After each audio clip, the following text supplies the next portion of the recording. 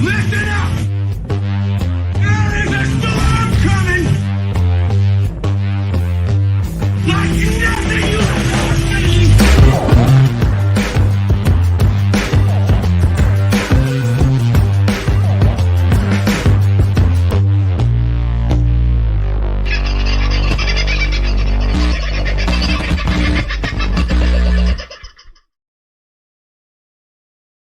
Well, howdy, folks. How you going? Hope your life is looking good wherever you are today. It might be a bit wet in some places. It might be a bit dry in others, and it's a bit in between in other bits. Wherever you are, I hope it's been a good day. Sorry about not getting to you last night. Been having some very, very, very weird problems with the computer. Pardon me. And if my camera drops out, my microphone is also likely to drop out. So for whatever reason, it's been deselecting the camera and microphone settings and setting them up to something that's not even connected. In some cases, it doesn't change the microphone system at all and says it's still selected, but nothing changes. So I've been on the phone to Vince. We might have to have a deeper look into what's going on here, but that was certainly part of the issues from last night. So my apologies for that. Who was first in? Paul Revere. The English are coming. Well, I don't know if that's the case, but good to have you in early, mate. Mac is in too. Hi, Chris, Peter. Harm. Nice to see you around, mate. I got to give you a bell. I saw a bit from you, Paul. This is a good point. Buy a silver coin with a date on. It's always good for the kids. Yep. Really, really good idea. And did it for the 21st. Yeah, Luna or the Kookaburras. Yep. Kookaburras are a beautiful coin too. We'll get into some of those Luna coins a little later on because I've put together the interview that I cut with Michael the other day. And I've got to tell you, Ainslie Bullion have some of the most spectacular coins I've ever seen. But I'm only at the beginner's end. There are much more spectacular today. And thanks to Peter, who's been sharing a few pictures with me today of some of the other coins that are available, particularly if you're of a mind to be a collector. They are magnificent coins. But there is many interesting things to be learned about holding a $3,000 silver coin that has a value ostensibly to the government of $100 because that's what they value them at. It's currency. So you can figure that one out for yourself. I won't get into it too deeply right at this juncture. G'day, Baz. Who else? Michelle. Hello, darling. Hope to be coming up toward you in the not too distant future. Not going to go up much higher than you, I can say, but we'll maybe get up towards you. Maria. Hello. Hello, Shell Bell. Zippy's in the house. Oh, gee, we've got a few gone up there. G'day, Vince. Yeah, as Vince has said, having a few technical issues. Oops, wrong one. Having a few technical issues. So if I drop out, I drop out. What I've been a bit sneaky odds of, I've actually changed my connection. The trouble I was having was coming through Starlink, interestingly. Now I'm not on Starlink. So very, very weird. Very, very weird happenings on the computer for the last few hours. Well, last day and a bit, if I'm honest. Anyway, let's get into talking about a few interesting things. Did I show you that list the other night? I can't remember if I talked about it or not. So I will put it up if the thing ever comes to life. There you go. You might have to freeze frame it and walk up to it with a magnifying glass and have a bit of a look. But that is purported to be the list of targets for the rods of God around the world. You will notice going down the list, it's somewhere, I think. Let me get in a bit closer and try and see myself. Oh, no, I can't. I haven't got my magnifying glasses on. The Opera House is listed on there. I want to say it's in the 30s, but I could be wrong. Might be up a bit higher. That's the only thing on Australian soil that is listed for a rod of God. Hoover Dam is on there. London Bank 1 and 2. The Northern Castle refers to something that we will talk about on another occasion. But that is a fairly deep and evil sort of a little place.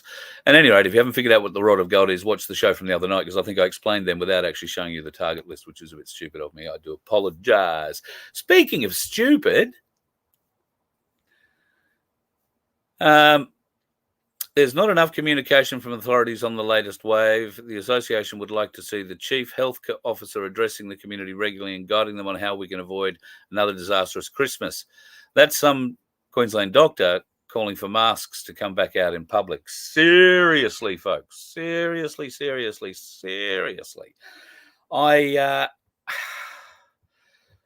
I'm just glad this one must be hooked up somewhere in the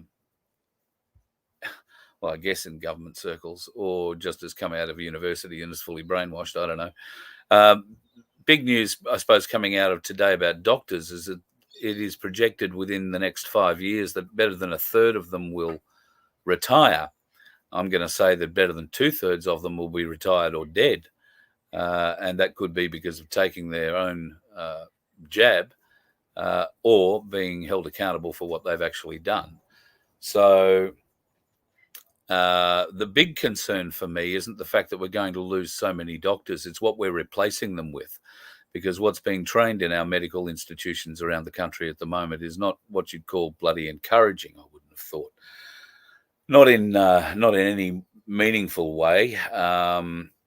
It's not the kind of thing that I would have hoped. Anyway, it's going to happen. Masks. You think they're going to make us put them on again? Well, why don't we look at the damage they did last time round? These are the kind of images that we didn't see enough of, clearly, because the environmentalists should be kicking up their, well, whatever it is, their green heels. Oh, wait, that's right. Greens in the ACT. So the ACT has its own state or territory council, if you like. 2 of the members of that council have been stood down, I think indefinitely in both cases, under charges of sexual misconduct. One of those charges is pedophile related. There is a fairly young guy, admittedly, on the council, and he admits that he's had a relationship with a young man, but that young man was, over the age of consent. There is some conjecture whether or not that is the case. And even still, there is a bit of an age gap. Not that that's an issue, I suppose. Anyway, interesting that 2 of them have been stood down in the ACT territory government, and they've been named publicly immediately. What hasn't been called out and named publicly are apparently the 7 politicians that have been investigated for rape and other things over the last 18 months in our parliament. That's been kept very quiet for some reason. Well, we know the reasons. I guess if they get to go to a court of some kind at some stage and were to be found guilty, or maybe they have already been found guilty, then they'll just be added to that list that we're not allowed to get a look at. The list that some politicians claim, well, every politician claims doesn't exist, unless you're one Bill Heffernan. And he knows the list exists because he saw it. Unfortunately, Bill is still with us, but is of an age where he doesn't want to be involved. He doesn't want to come out and fight this battle. And he certainly isn't sharing any information about names on the list. So that's, I guess, a little bit unfortunate. Just back to the doctors and the masks and the mask wearing thing, there might be an incentive, for the doctors to be pushing for masks, because eventually there's probably going to be jabs again. This is just a refresher. That's the fee list that they were going to be paid by, the government for administering the shot. So just remember, they've made a lot of money already.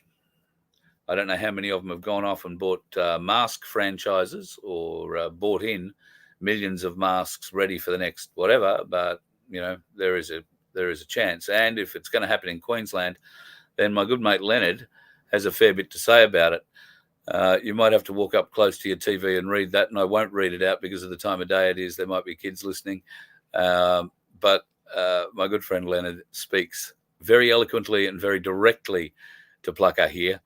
And I am fairly confident that he will back up every word of that.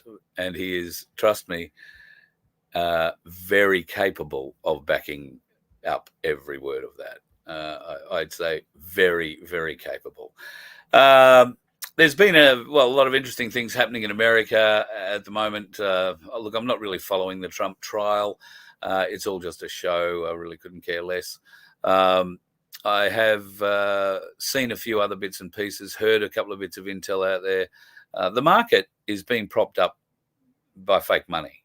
So how long can those with the fake money keep propping it up? That is probably the $64,000 question. I really can't tell you. I have a gut feel for it, but my gut feel's no better than anybody else's, and I wouldn't go betting the house on it. But I would say sometime in the next couple of weeks, I think we're going to start to see things in the market start to shake on a variety of levels. You may or may not be aware that a lot of the disputed states in the 2020 election have had state Supreme Court trials, and some of those trials on appeal are now being reversed. The decisions are being reversed. Maricopa County being one. There are a couple in Georgia. There's, I want to say, Iowa somewhere. And Wichita. There's a few of them coming out and admitting that there were huge problems with the votes that were counted and the way that they were counted and the technology that was counting them. So they're reopening a great many of those, certainly enough in the swing states to make a big difference. Not that it matters. I mean, we're going to go through this, I think, until 2024's election anyway, just in a different way, is my opinion. But we'll talk about that, another day. They are making some rather interesting discoveries in Washington, D.C. A commercial sex ring involving D.C. politicians, military officers, farmer execs, scientists, and other wealthy clientele. That's been discovered just as Albo arrives back in the US. I've got to agree with Malcolm on this one. Albo's back on the plane, back to do a bit of a report to his mate, Joe. Well, we think it's Joe. It's really only a puppet. We know that. The real president, the secret president, is Obama. And that has always been the way for the entirety of Joe's presidency. So as Malcolm has adeptly pointed out here, he's gone over to get his directions from Joe or Obama. He's gone to China. He's delivered that, had a bit of a look around, heard what Xi Jinping has to say, comes back to the Cook Islands, buries a coconut or whatever he did there, and then is back on a plane to the US today. I mean, how long's he spent in the country in the last 3 weeks? And we do have one or two issues, as Malcolm has pointed out, that we think he could probably help with if he would hang. Well, no, let's be honest. Albanese's not going to help with any problems. Albanese is the friggin' problem. So, don't understand that at all. All right, let's get on to the portion of the evening where we're going to see a few of the shiny things. Now, Michael is taking over as CEO of Ainslie Bullion at the end of this year or in January next year. And I took the opportunity while I was in Melbourne to go into the Ainslie Bullion offices there. Absolutely stunning office, can I tell you? It's on the 14th floor of 357 Collins Street in the city. If you're coming up from Flinders Street, come up Elizabeth Street, turn left, and 25, 30 metres up the road, that's where you'll find it in the old Commonwealth Bank building. But absolutely stunning views from the boardroom back up Collins Street. And interesting to note, from their boardroom, I wasn't really admiring the view so much. I was looking at the other spires that I could see. I have been taking, I've been a bit possessed recently. I've been taking photos of church spires and other spires that I see driving around. I don't really know why. But in Melbourne, I got a really good reason. I walked out of Flinders Street Station and I looked up at the cathedral across the road, and the spires on that looked like at some kind of an electrical device. I shit you not. And that made me look further around Melbourne and the other spires and domes, and there are a lot of them around Melbourne. So I've had a bit of a look from the boardroom window up Collins Street, and sure enough, there were 3 more that I spotted that are so electrical looking. I know that sounds stupid, but yeah, so I've taken some photos of those. Maybe we'll do a show on that one day. I'll get somebody who knows a bit more about electrics than me, though, to talk about it. Anyway, had a great chat with Michael, and as we were discussing, I think on the last show that I did, the question came up in my head, at least, if silver is to go up dramatically, and let's say it goes up to 40 grand per ounce, then if you're holding it and you want to sell it, that means you've got to get into someone like Ainslie's and get to the head of the queue and sell it. Now, as with everything, when you start selling something and a lot of it, the price drops, and gold and silver is measured in blocks of 15 seconds. So that's always been the case. The price is updated every 15 seconds. So it's very reactive to what's happening in the market at the time. So somebody's just said I'm getting more and more spiritual. Thank you, Barbara. Yes, that could well be the case. I find myself pulling up at churches and taking photos. Yeah, quite weird. Anyway, started by asking Michael, yeah, is it faster if you've got it in your hand to be lined up out the front waiting to sell it, or if you have it vaulted? Would it be faster if you've got your money vaulted? Because all you've got to do essentially is pick up the phone and say, hey, listen, I want to sell this. Is the short answer, but there's still going to be a line of actions to be completed. Right. So theoretically, if there's 15 people in the line and there's 15 people on the phone, well, the 15th phone call's still going to have to wait for the first one, i.e. the same as the people in line. Yes. So yes, the 15 people in the vault are all waiting online or waiting on the phone to sell their product. There's still theoretically a line of, we do everything by person. We're all people that administer the tasks. So there's still an element of time required to get those jobs done. It's not a long process. It's not as long as standing in line. No. Standing in line is a lot longer because there's a lot more administration to be taken care of coming into store than there is once that's already done and you're just sending an action to us to get done. So ultimately, vaulting has all that administration done on it at the point where it goes in. Pre-prepared. Yeah. And furthermore, the only thing I'd say that too, Carl, is that we have historical evidence of when these things occur in the past. Now, given they haven't exploded to the numbers that some are thinking they may go to, but I would argue from the 70s to now is, when you're talking a double figure number to a 1,000-figure number, that's quite an increase. Absolutely. And throughout that time, if you look at the chart, there's been peaks and there's been troughs. Not everyone sells at the same time. No. So hypothetically, we're saying that, if the market goes to X, people are going to want to sell, but that's not how emotional people operate. Right. Emotional people operate on, could it go higher?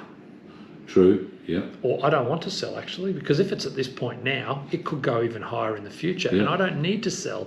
So I'm holding on to this, which, I'm in a position where I don't want to sell my holdings. No. My holdings aren't for sale. They're for future benefits to children and grandchildren that are further down the line. Yeah. So I think one thing's easy to cast the net over and say everyone's going to want to sell when it hits a certain point. But history tells us and has shown us in evidence in our business that not everyone sells at the same time, as well as exact opposite on the other side. Not everyone buys at the same time. The market, you tend to get a bit of an even keel more than you do. But people think, oh God, when this happens, I'm going to be. Yeah, well, that's the thing. It does happen somewhat, but it's not as bad as people think. And from my perspective, a lot of the people that I talk to with Voice of Freedom, I think have got partially this in mind. They never thought they'd be buying gold and silver in their life. They've now found out how easy it is. I've found 2 or 3 different sorts of person. I found the sort of person, like you said, who buys it for an investment for the long term, for the family. I've found another person who buys it simply because they like the look of the coin at the time, and for no real appreciative value in the silver or the gold, or well, I suppose there is in the gold. But then that ties in with the third kind of person who falls in love with the shiny stuff, just that, the glint of silver and gold, and there are those people who are just hooked on that right from the word go. Now, those folks are not likely to want to go selling. But there are folks that I've met at different My Place events and around the place who say, well, I'm only in it so that I can get money and sell it at the end. Well, that's how a free market works. You've got to be prepared, though. Don't have huge expectations, and be prepared there will be a wait. Yeah, and it's also in all stocks, shares, any investment, very few actually get to sell at the top. Yeah. A lot of people sell on the way to the top, and a lot of people sell on the way from the top. Yeah. So very few pick the top, and there's some great sayings in the investment world around, if you wait for the top, then you'll be waiting forever. Yeah. And if you try and buy at the bottom, you'll be waiting forever. Yeah. So, do your research, pick wherever you enter is where you enter, and wherever you think you are happy exiting, exit. Because if you do end up doing what we spoke about and try and picking that top, it's a very hard thing to do. So I simply use my own personal example. The first silver coin I purchased, I think was $28. And now if you were to buy the same coin, which I think was a Skippy, is like $38 or $40. So that's in a little over 12 months, or not even 12 months. And that's much better than you're going to get in your super by way of return. I was trying to explain this to some friends the other day. Their big concern was, where do we hide it? What do we do with it? Well, I can give you 1,000 ideas and places to go and hide your gold or your silver, but then you're going to sweat at night knowing that I've told you where you're hiding your gold and silver. It came up last night. We had quite a conversation with the group that we were presenting with last night around storage and about the vaults being stored on their behalf, storing their own down there, or going into a storage system, wherever it is, on the farm, in their house, in the walls, whatever they want to do with it. Everyone's different. Everyone's personality is different. Everyone's comfortability is different with regards to what they're comfortable. Some people don't even like walking with an ounce on the street. Yeah. Yet people walk past you all the time and you don't look at them thinking they're carrying gold. Is what I say all the time, which we don't. We don't analyse everyone on the street. So it's to think that you're unsafe carrying an ounce of gold down the road.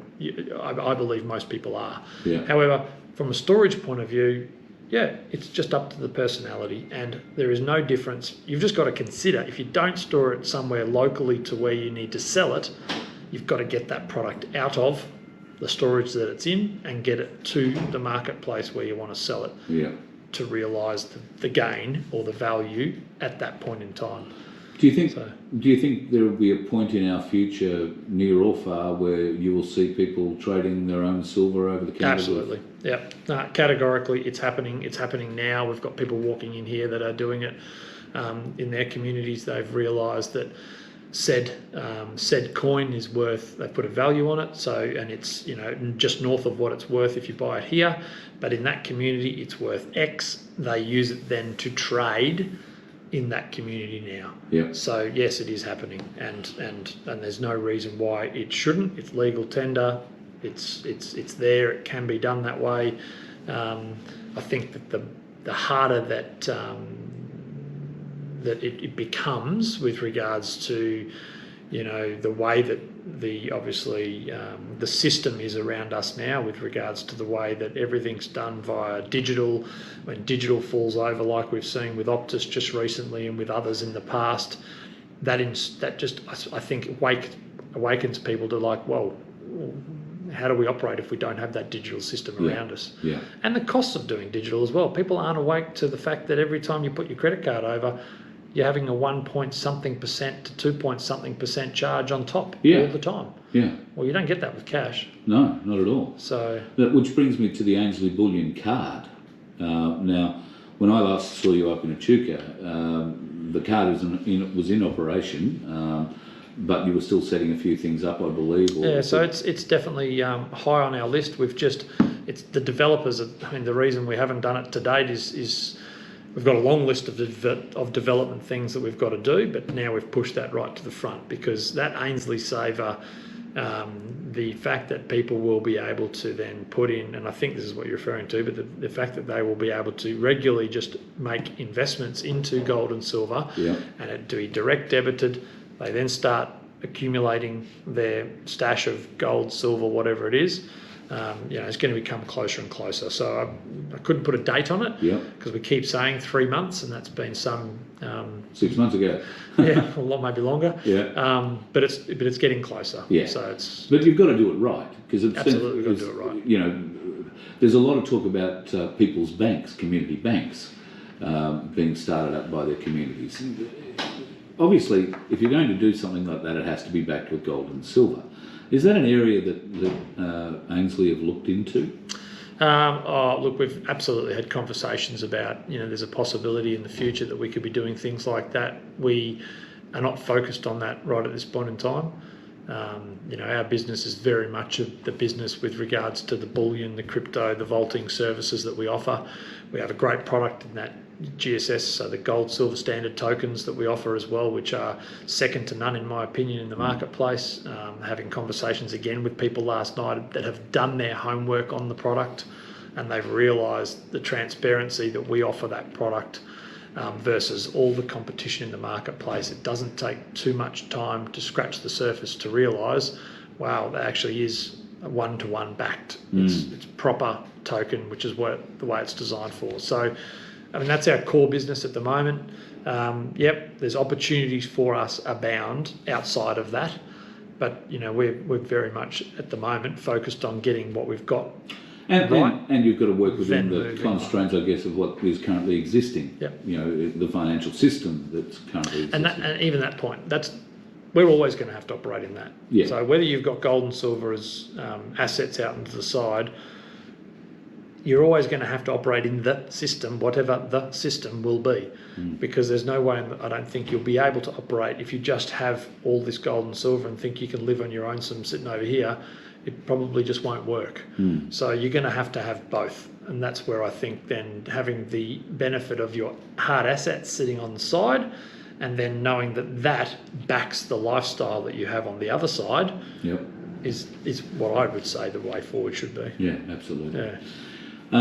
So Ainslie going forward, you're stepping into the CEO role in January. So how do you, the family's been in the business for 50 years, or the families have been in the business for 50 years. I gather there is a wealth of information available to you privately from behind, from those who've gone before. But how are you going to stamp your mark on Ainslie going forward? That's a question without notice, wasn't it? It was, sorry about that. I can cut this out. No, spot on. Really good question. Look, I've got really big shoes to fill. I'm by no means. I definitely know the people that have done it before me, the people that are doing it now, and Paul and Steph. Brian and Jeff and Robert before that. They've obviously taken the business from one shape to the next shape, and then into the shape that it is now. But you could be standing at the cusp of a whole new financial system. Spot on. Yeah. So, look, I don't know, how to answer that specifically. I think that the business has definitely changed in the last few years since I've been involved, and we've obviously expanded here in Melbourne, and that's been successful. And that was our first, I suppose, hurrah outside Queensland and outside our home base of Brisbane. What are we going to do moving forward with the other cities and the other states? I suppose you'll just have to wait and see what the plans are in that space. And the market is a dynamic thing. The way people are buying and selling, the way people are using gold and silver is changing. You mentioned it before. The financial system is what's changing and coming to a head. So I think the next 5 to 10, 15 years is going to be a pretty exciting time to be alive from a financial point of view. If you're just out there operating in a space where you don't really care about that, then it's probably not going to be that exciting, because you'll just morph and change with the times. But those of us that have the ability to influence from where we are, I think it's going to be a pretty exciting time. So you and I have discussed the glint that certain people get in their eye if you put an ounce of the shiny stuff in their hand. Some are obsessed by it straight away, and others, I assume, like you and me, are nonplussed by it. We don't tend to get too... The best employees. The best employees.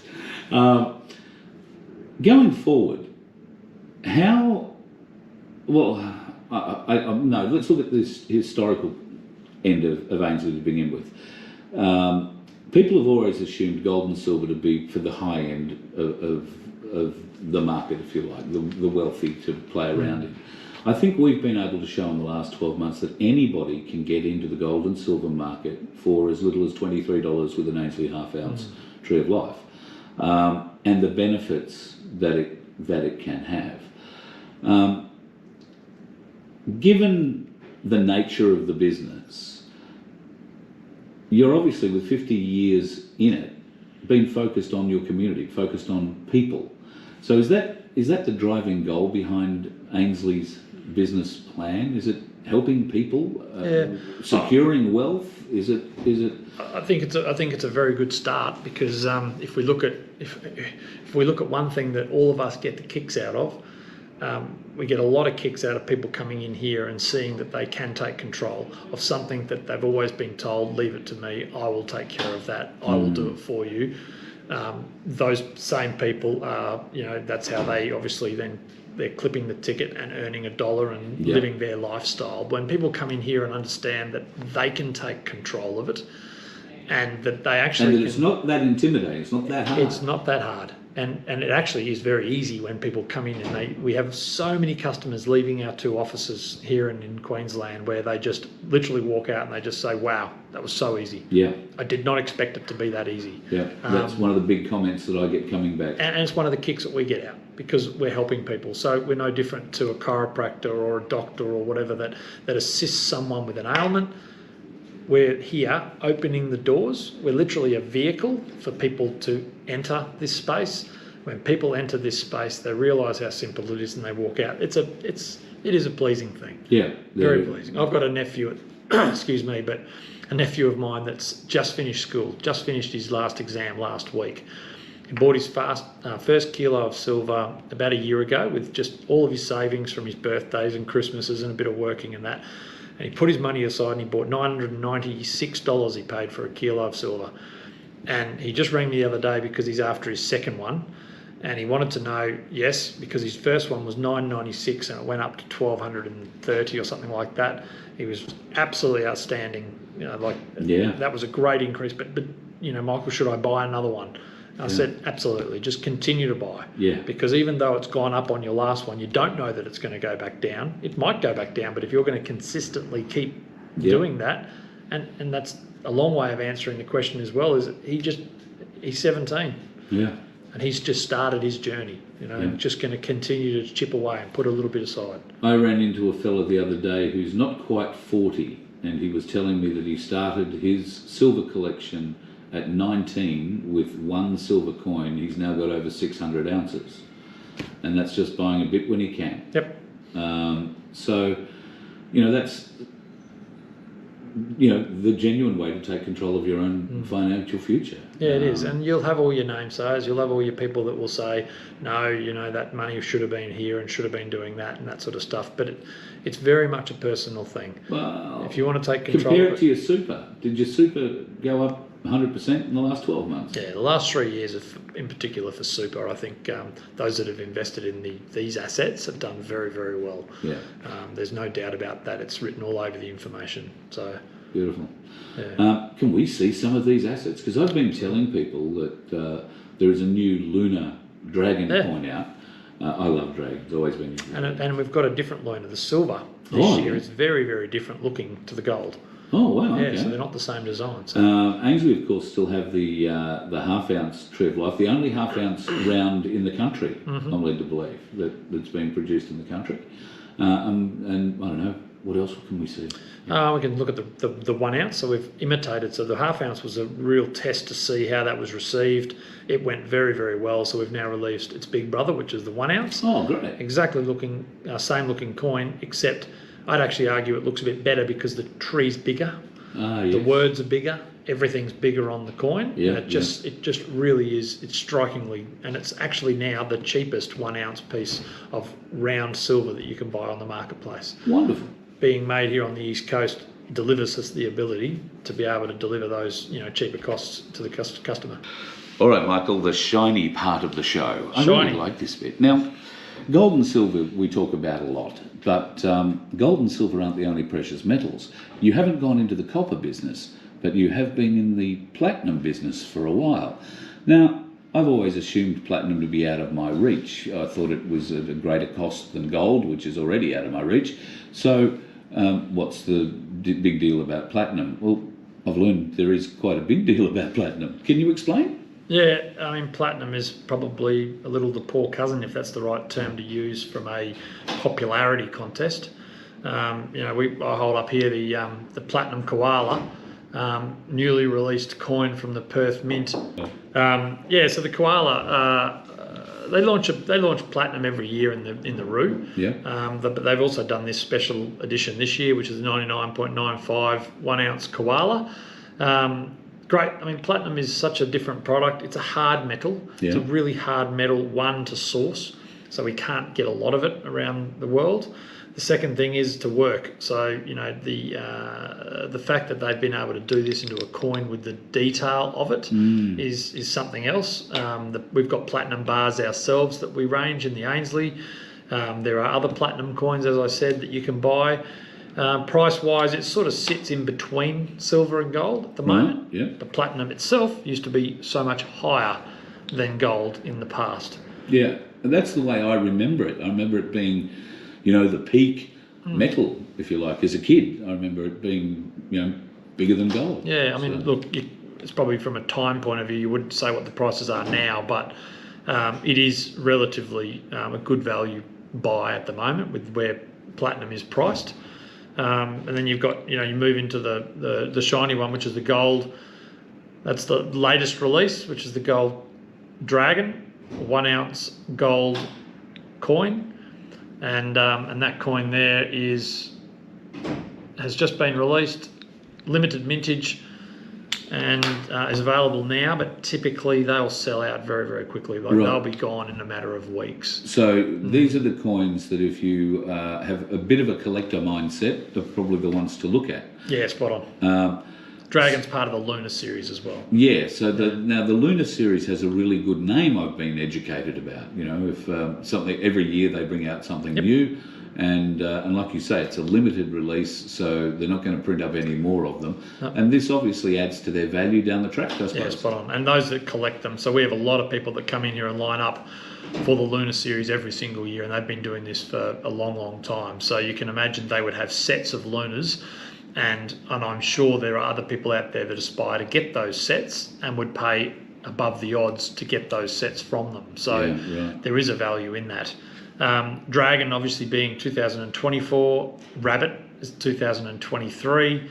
I'll add that I'm a dragon, so I'm pretty excited about this dragon. But know the difference between, I hold them both up here, the gold and the silver. Yep. Different dragons on them this year. Yeah. So different design. Yeah. And this is the silver. And the silver dragon is just as spectacular as the gold. You saw the difference in the size too, the amount of silver that you get for 1 ounce versus that small bit of gold. But again, silver's just as popular and it will sell out as well. The 1 ounce silver, the 1 ounce platinum and the 1 ounce gold dragons go very, very quickly. The fractional coins, so your 1/10, 1/20, 1/4, 1/2, they tend to last a lot longer through the year and they don't have, mintages on them. So they'll just keep producing those until they run out. So, they are available, but these are the most popular 1 ounce.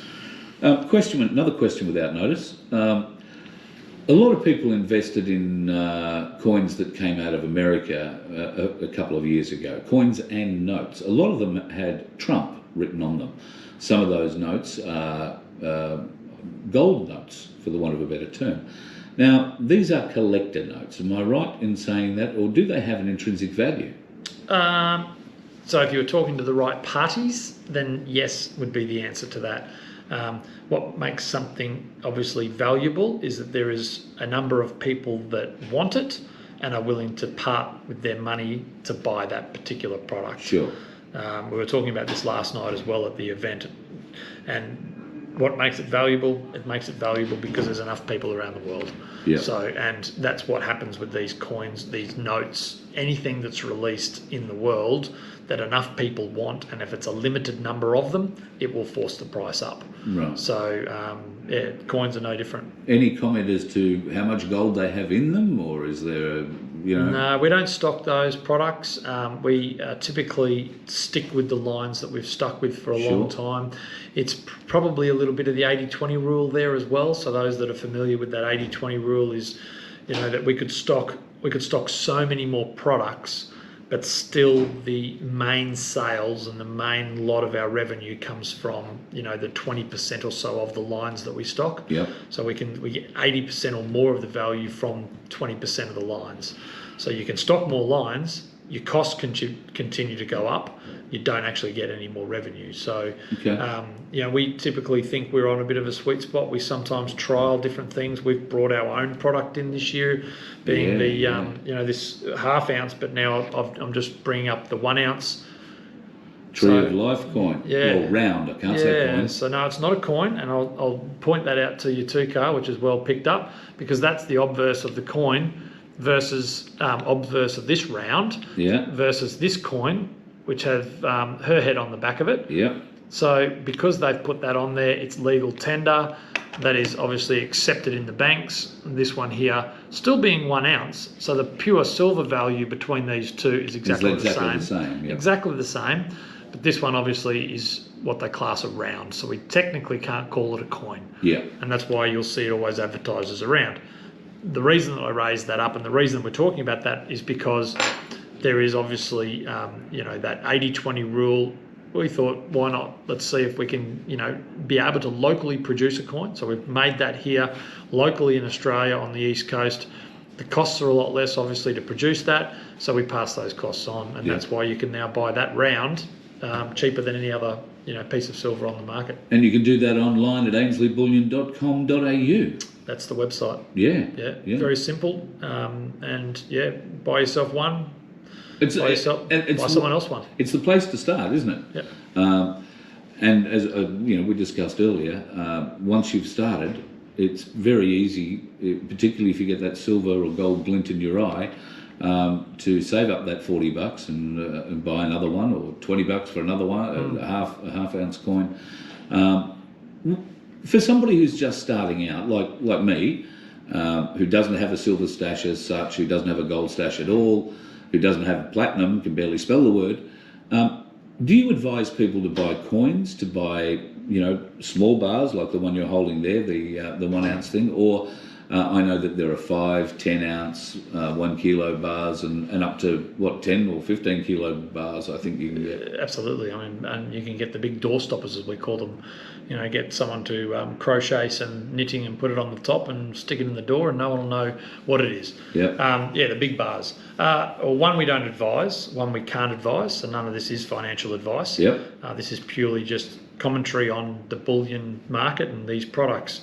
Everyone's different. And I know you hear that a lot, and I think a lot of people say, they keep saying it, but it is true, because we get a lot of customers that come in, and lots of customers walk in and say, all right, what should I do? How we end up going from here to here with being able to work that decision out for them is literally just ask them what their wants are, what their needs are. What do they want this product to do for them in the future? What do they need now? So some people buy the smaller ones because they want that denomination. They want the liquidity of being able to sell a smaller amount at a time in the future. Whereas others are just saying, no, it's purely an investment for a period of time. Then the whole lot is going to get sold at a set time in the future. In that case, buy yourself the bigger bars because you save. I liken it to if you buy a bag of chips in the supermarket, or anything in bulk, you'll always pay a lot less per 100 grams for a bulk product than you will for a smaller product. It's exactly the same with precious metals. Because it costs a very similar amount to pour a large bar to pour the small bar, to go through the stamping, the moulding, all of that sort of stuff is exactly the same. So the costs get distributed a lot less over a bigger bar than they do smaller. So what are your needs? What do you want the product to do for you? And ultimately, we spoke about it just before, a lot of people, that's what they can afford, so Yeah. that's what they buy. Yeah. You know, and ultimately, it doesn't really matter the artistry of it, you know, the aesthetics. It doesn't really matter. It comes down to the weight and the purity, doesn't it? Yep, Yeah. absolutely. And knowing that the smaller bars, in particular the silver. So, you know, that bar, you know, the silver dragon. I mean, the tradability that this affords. Yeah. Because you're only paying what we spoke about, you know, 40, 45, whatever the dollars are at the time, Yeah. changes all the time. The fact that you might be able to trade that is another flexibility that offers over a bigger bar. Because you could walk in and say, all right, well, you know, I want some groceries, some milk, pay the local farmer, you know, for a leg of a lamb or whatever. Yeah. You won't be able to do that with a kilo No. of silver or even a bigger piece of gold. Yeah. So the tradability that you have with the smaller items is a very big benefit. What, in closing, would be your advice to anybody who's hearing about Ainslie Bullion for the first time and hearing about gold and silver trading? Look, I think I think start the journey. I think, Dip your toe in. Dip your toe in. You know, find out for yourself rather than get told by others. So, you know, ask the questions, look at the reports, look at what it's done in the past, look at where it's heading, listen to some, you know, people that are in the know about where it's going, and don't take no for an answer. Like, Yep. there are a lot of accountants, there are a lot of financial planners out there that are saying no to it. I think mostly from in fear of not understanding it more than anything else. And it cuts them out of their fees. Yeah, I mean, it's there's a an payment they're not going to get. Yeah, there's an element of that with Yeah. the physical. Absolutely, there's Yeah. an element of that with the physical. But there are a lot out there that absolutely support it, and they support that balanced approach. You know, one of our slogans is balance your wealth in an unbalanced world. And so we're very big proponents on, you know, we're a vehicle, as I said earlier in the piece, a vehicle that people can come and balance their wealth in an unbalanced world. Yeah, So brilliant.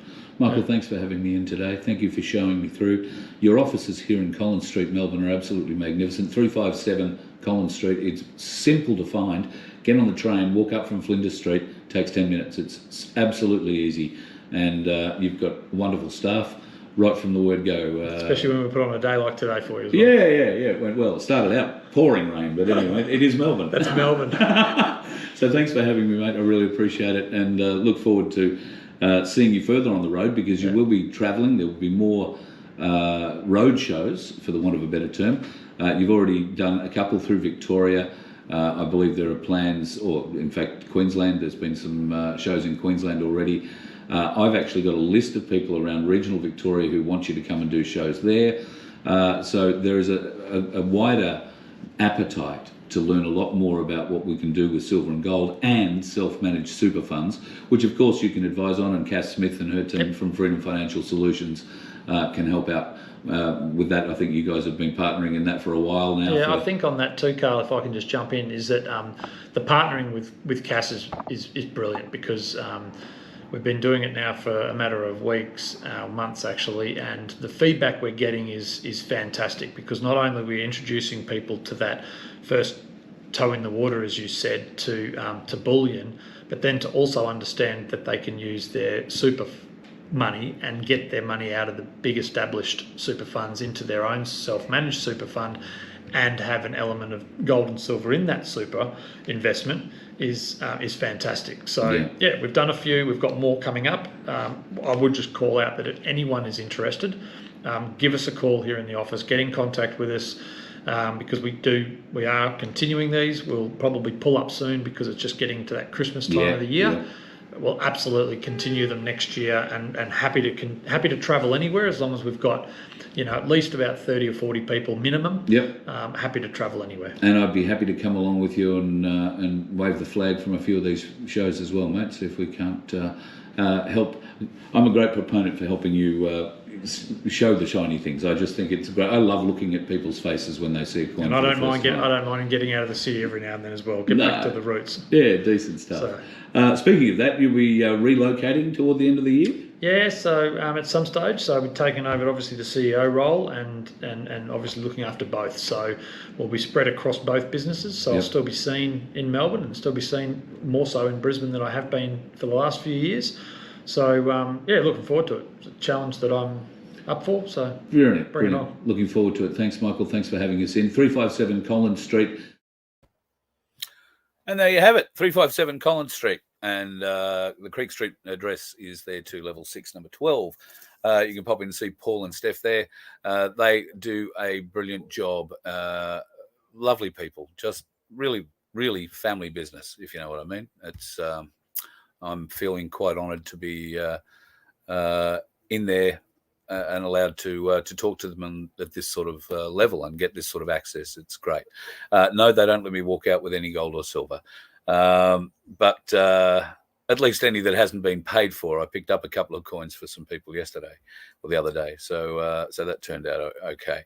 Now I've started a few comments in here that I said I would get back to, and something came up after I threw a troll out.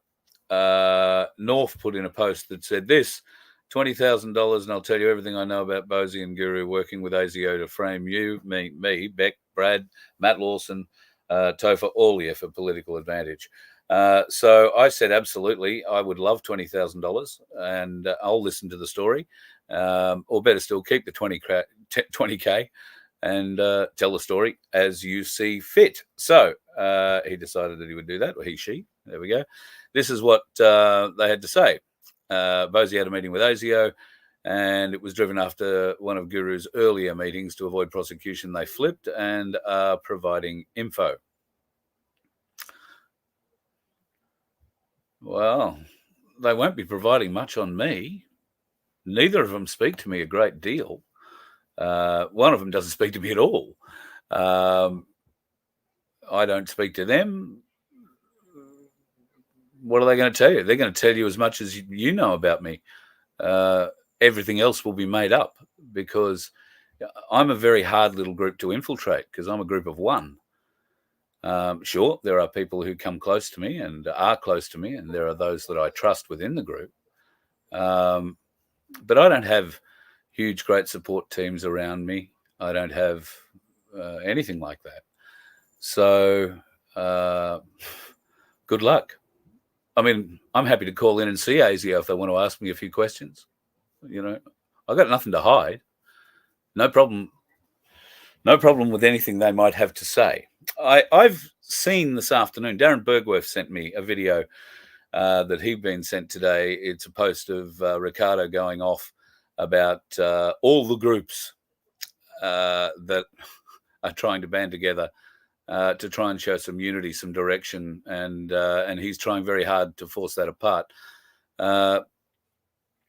It's interesting that you mention a political solution there, because the only benefit that I can possibly see to what he's trying to do with his little speech out of his own mouth, and I will go through that properly at some stage over the next 24 or 48 hours, might even be over the weekend.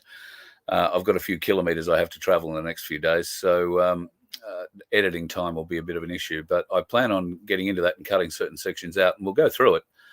I'm quite surprised that he's come out as vehemently as he has.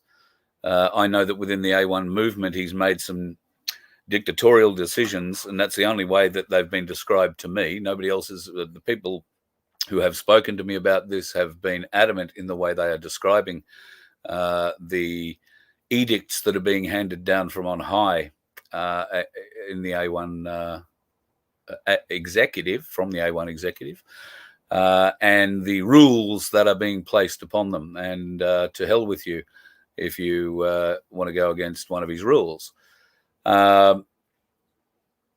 This is a very different message to the one he started telling, isn't it? I could be wrong, but I thought this is the man who didn't want a political solution, who knew there wasn't a political solution, and yet here we are fighting for a political party, in inverted commas. I don't even know that the party has been registered yet. That's always been a bit of a mind fuck, for the want of a better term.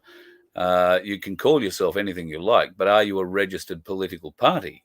Well, I don't think A1 has ever been registered as a political party, and maybe it is now, I don't know. But I'm not sure that was ever the intention, to register as a political party.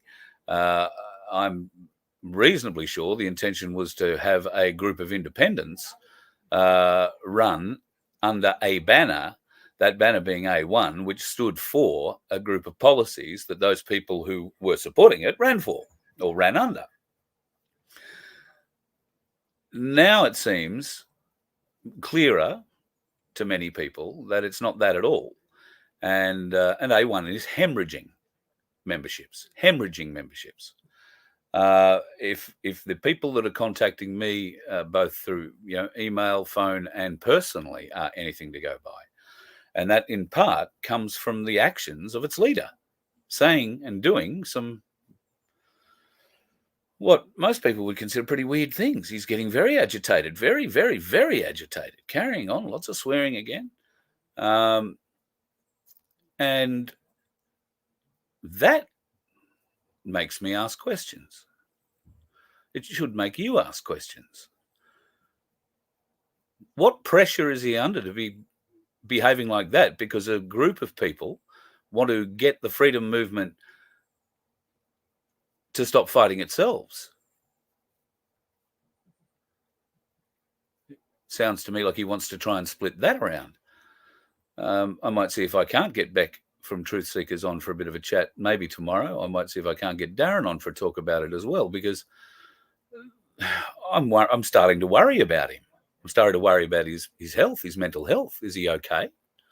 I have no doubt that he has been under a great deal of pressure for the last, 5, 6 more years, but particularly in the last 3. I know recently they've had to suffer a move. The house that they were in, I think, got sold, and they had to find another one. We know what kind of a stressful situation that can be. Obviously, they've found somewhere with a roof over their head because they've managed to, put the cupboard somewhere that's behind him. So they've gone through a lot, the family. And I'm just wondering, is he okay? I genuinely am wondering, is he okay? Because some of the things that he said in the video that I've seen this afternoon, and I only saw it part of it very briefly. I was in another meeting, and there was a bit of a break in that meeting, and I got to watch a few minutes of it, and I'm pretty shocked. Look, if Bozy and Guru are talking to ASIO, there's nothing I can do about it. I'm not hiding anything. So,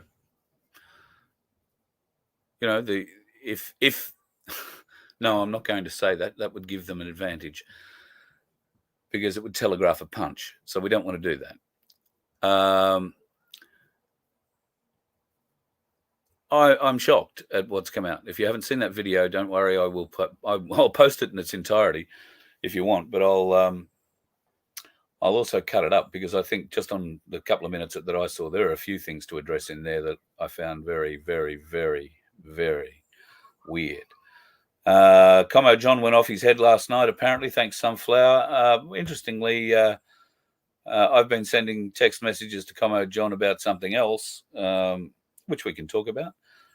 He's still not talking, still not returning calls, still not making an excuse, just disappeared off the radar, like a spine would.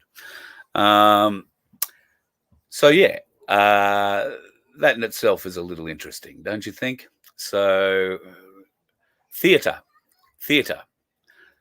And I would urge everybody to go back and have a look at some of their old videos, both Ricardo's and John's and mine, if you really need to. But go back and have a look at some of these things. John particularly tells you exactly who he is. Whether people hear that is a different matter. So right from the word go, I've always taken John at his word. And when he tells me who he is, I believe him. I've always believed him. But many people mistake what he says. Don't mistake what he says. Go back and listen to what he says. That would be my tip for tonight's little escapade, if you're into it. But it's interesting to see that door with me closed and the door with Bozy opened wide again. That is for a reason. Bozy stopped talking to me, started talking to Guru, because he didn't have any other platforms to talk on. It was that simple. So the only one that was available to him was Guru's. John found himself in a similar bucket. I said, well, I'm happy to have you on, and let's have a bit of a chat. And I'm very happy to be part of John's circle, if you like, his light. I love him to bits. He's just a cheeky old pirate, but he is what he is, and he tells you what he is. So as long as you understand what he is, and you don't expect more than that, you'll never be let down. So I'm not concerned. I'm not concerned about John. You may have seen a few of his posts, well, a matter of probably 5, 6, 8 weeks ago now, where he was calling out. And in fact, he started it it'll be the last time he appeared on my program, right? He started that night calling out for other people in the movement to use him as a weapon in this fight. Now, in hindsight, what does that look like? Well, it looks like a few different things if you've got a suspicious mind like I do. But he started calling out then, and did so quite frequently anywhere that gave him a platform. I am the voice. I am the weapon that people need. Come and use me. Okay, and who reached out to use him? Well, the same bloke he's been talking to right from the outset. The fact that he didn't go on and speak to Bosie every week or go on to Bosie's own little shows or anything like that didn't mean they weren't communicating. They were, certainly. So I don't know. Are we watching a bit of theatre there? I've always said, wait long enough, watch closely, everything gets exposed. Like the numpties in there who are telling me I'm scamming you with somehow, somewhere, shape or form. Well, if you can find how I'm scamming you, please bring it on, because I'm not selling anything. I'm telling you about gold and silver, and gold and silver is the oldest form of currency in the world. I'm telling you an option, showing you an option, not telling you anything. I'm showing you an option. So there's nothing wrong with that. And I don't get a cut out of anything that you buy, right? I don't get some secret commission out of this. Okay. Just so everybody knows, there's no secret commission. I don't get a slice of every coin that somebody buys or anything like that. Nothing of the sort. So, in fact, I was talking to Michael today, not realizing just how deeply they are into the crypto market, and he suggested setting up a crypto point for us through Ainslie, because they run a whole crypto system. So I've got to have a talk with Cass, but we're going to try and help me learn that part of it. That'll be fun. So if you're into crypto, we're going to have a whole new family, I dare say, trying to figure out how that works and see how crypto works. Anyway, back onto Bosie and Guru. Look, frankly, I don't know what either of them could have done that would get them in enough trouble for ASIO to have something over their heads. Nothing publicly that we've done, right? Nothing publicly. Ricardo is very careful in what and how he says things, and Dave just stays away from the topics that'll get him locked up. The bits that he doesn't understand deeply enough, or the words that you need to use to describe certain things. If you don't say or do things correctly, then yes, you can get in a lot of trouble. And I'm sure that Dave doesn't want to wind up in any more trouble than I do. So look, they had a meeting with ASIO. Well, show me that meeting. Show me that meeting. Because if I ring Guru now, pick up the phone and say, hey, listen, did you flip? He's going to say no. And I'll say, well, go and ring Bosie and ask him if he's flipped, because that's what's happening. Look, they're going to come out and deny it, 100%. So it's all well and good to jump in a chat room and say one thing. But North, I appreciate it, but I would be very keen to see those CCTV footage.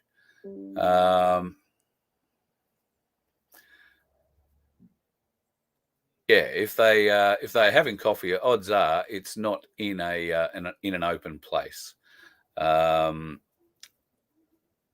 They're not going to be meeting out in the public, and I doubt Bosie's going to Canberra and walking up the steps of the ASIO building. So, I don't know. In fact, I don't even know where Bosie is. Last I heard, he was looking for a place in Queensland. So for all I know, he could be up there. Although Dave, I think, is still in Wollongong.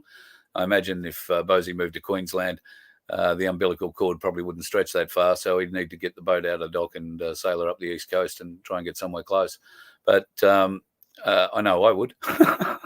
If I had the boat, be a beautiful sail, and heading up into a Queensland summer, very nice indeed. Anyway, yeah, Bosie has always been having a dig at my place. That does annoy me because, well, obviously I'm a bit involved. I'm not. And we've had Alana in the chat for the last couple of nights saying, Carl, help me. All I can do is point you in the right direction, okay? I can't make people that I don't know in areas I've never been to contact you. And particularly at this early juncture, some of those groups are just beginning. So their admins are trying to find their feet. They're just starting to get together. And Alana was trying to join the Berwick group from memory.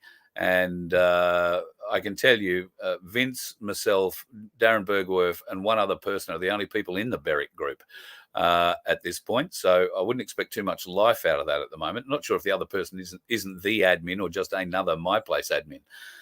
So some of them aren't actively running yet. So we apologise if that is the case. And certainly the admins should be answering any emails that are being sent through in there, Alana. So hopefully they'll be in touch and you get an invite to go and have a look around one of the My Places that are near you. Yes, I agree, North. Yes, I agree. That's all I'll say about that. I agree. You'd be amazed how many caravans I see on the road.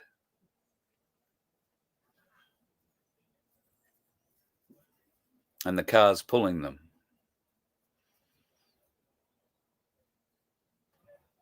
Just leave it at that.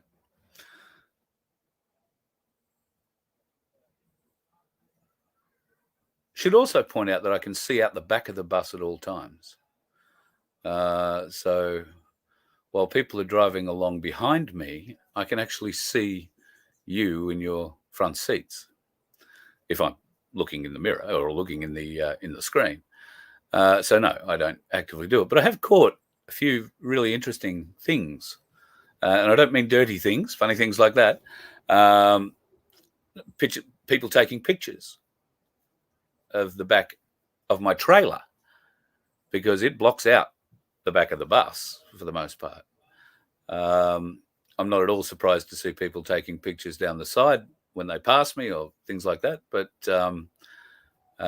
yeah, behind me is a little bit weird. And then I'm pretty random with where I go. I'm very random, and I don't usually tell people until maybe the day before that I'm going there, and that's only if I'm going to meet people. So to see similar vehicles turning up in similar places at similar times is interesting. But I have a lot of cameras on this vehicle. A lot of cameras. Some of them are watching the road.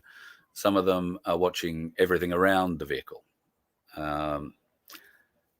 So I can at times have a really interesting time reviewing what's been recorded.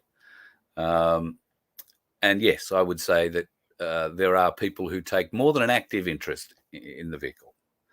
I don't know, I'm friendly. I pop out and have a bit of a chat. So we'll see what happens. But I'm not doing anything wrong. So, and Bosie hasn't spoken to me in a year, just about. So I think this is about the time where we ended the tour last year. So I think the last time I spoke to him was just before Christmas last year. And that was the first time I'd spoken to him since the tour ended. And we had not much to say there. He tried to offer some.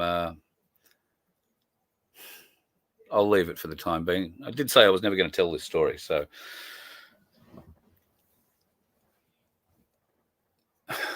I'm sorry to do that to you. Not my position to go talking about that in public.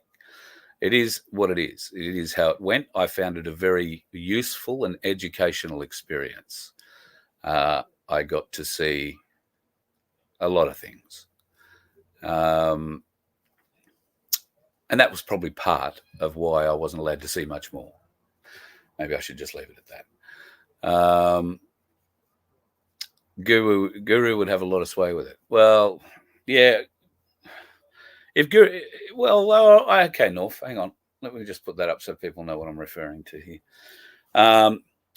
Okay, so if they had Guru over the barrel for something, and I can't imagine what, even though they did take him in on the supposed terrorist charges there at one stage, if they were to take him in on something, and if that were to be an influenceable thing over Bosie, what kind of leader is he if he would be influenced by that?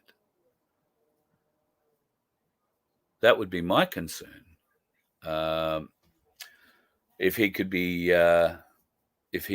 flipped, as you so eloquently put it in the chat, then that would be a concern, because he's sold himself to me and you and many others as a man of principles, a man of morality, a man of strength and honor. So I can't, it flies in the face, doesn't it, of everything that he said. And he said a lot since he started publicly talking. And if we go back and look at how he started this and what he was saying, the unifying messages that he was bringing, and now look at what he's trying to do to those people singing a similar unified song. I mean, he's talking about tri-axis of bloody something or other and climbing up a hill from a different hill, and we're all climbing the same hill but from different directions. And now that's not good enough. We should always be, separate rather than trying to storm the fucking hill and just take it.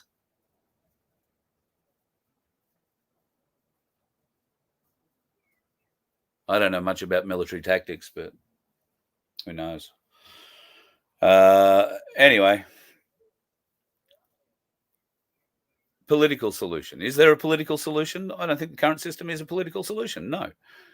Do I have a better system to put in place? No. But we should be talking about it. We should be trying to figure one out, because we can't go on being raped by these pigs in the fucking palace in Canberra anymore. Albanese off on another trip. Personally, I think it's just to change the battery in the ankle monitor, but, who knows?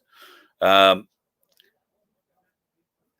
politicians at every level, state, federal, and local, are failing us in every regard, are taxing us, finding new ways to fine us, to control us, and new ways to enforce those measures. It can't go on. But we need to figure out how it can change without there being a bloody uprising, because that is completely unacceptable. Now, the only way that we can come up with a way to have a completely bloodless uprising of the people, an awakening of the people, is if these freedom groups unite and talk about it and all start pushing the same message. Not different messages, different constitutions. I'm a king, you're a king, everybody can be a king. No, you can't, just me, no, just him. I don't know, I don't care. What we need to do is figure out the best way forward for us all. And the only way all of us can do that is by being involved in the conversation, being involved in the war. Okay? Because that's all it is. It's war of words for us. But they're important words. Powerful words. And you need to have yours heard. So I'm going to go and have a bit of a look at the rest of this Bosie thing and see what's come up from there. Tomorrow, I'm leaving where I'm at and hitting the road, Jack. Hopefully tomorrow night, I will be in a position to do a show. I'm pretty sure I will be. Just depends if we have an issue on the road or not, I guess. But even then, provided there is somewhere I can put a satellite dish up, we will have a show. I will endeavour to get Darren on so we can have a bit of a talk about what this Bosie clip is all about. And he has been attacking my place for some time. And I, to be honest, I do not understand why. It's infiltrated. Listen, one of the pieces that I saw in this video was, oh, they want me to get on stage and talk. Listen, he says he won't get on stage, and share a stage with a pedophile, or he won't get on stage and share a stage with, any other insult. Part of that reasoning, I'm thinking, that he doesn't want to get on the stage and share that is because you've got to call that person a pedophile straight to their eye. If you're going to say you're a pedophile, mate, in public, then be a man about it and stand up and say that. Have the courage of your convictions. So you might find you'll gain a lot of support. And if it's true, obviously we lose ourselves a pedophile. If it's not true, you're going to be in for a very big, big defamation case. So it's very easy to sling words around like you're a Freemason, and you're a, whatever. But it's much harder to prove it. And so far, the judgment on being able to prove it is, oh, nobody's taken me to court yet. Well, is that because the places where they're saying these things are being selected? You don't want to come into a truther movement, a freedom movement meeting with supposedly the movers and shakers, the constitutional brains of it all. You don't want to have to come in there and call someone a pedophile and not offer up proof of it, or a Freemason. Now, I'm with him. There is no room for Freemasons and there's no room for pedophiles. I'm 100% behind Bosie, 100% behind him, right? There is no room for any of it. But if you are going to allude, because that's all he's done in this latest message, he's alluded that there are pedophiles and other scum on that stage. So who's he referring to? Who does he mean exactly? Or is he just doing a mainstream media version and just giving you a big pasting of, oh, well, anybody on that stage could be the pedophile or the Freemason or the whatever else. And he's quite right, they could be. But you want the proof. You want to be able to call them out in public and see how they react. And he doesn't want to do that, by the sound of it. But I would encourage him to name those people that he doesn't want to stand beside on a stage.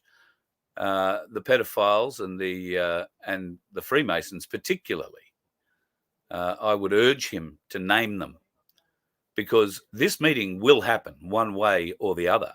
He will be invited. Whether he chooses to attend or not is entirely up to him. I would say it would be a tragic error on his behalf not to, but wouldn't be the first tragic error that has been made. So it's going to happen one way or the other. We don't need a Bosie blessing to make it happen. And there is enough people in the movement with genuine hearts that want to see solutions for all of us, all of Australia. All right? Bickering amongst ourselves is only going to let another 500,000 migrants in next year. And they're going to take the places you're currently living in because they'll pay more for it. And you know the bastards that own your house, they'll take more for it every week. Thank you very much. Unless you're prepared to pay it, you'll find yourself on your ass. It can't go on. It cannot go on. Unfortunately, the dickheads on the road aren't cleaning up enough of the other dickheads. You let one ant stand up to us, then they all might stand up. Those puny little ants outnumber us 100 to 1. And if they ever figure that out, there goes our way of life. It's not about food. It's about keeping those ants in line. That's why we're going back. Does anybody else want to stay? Let's rock!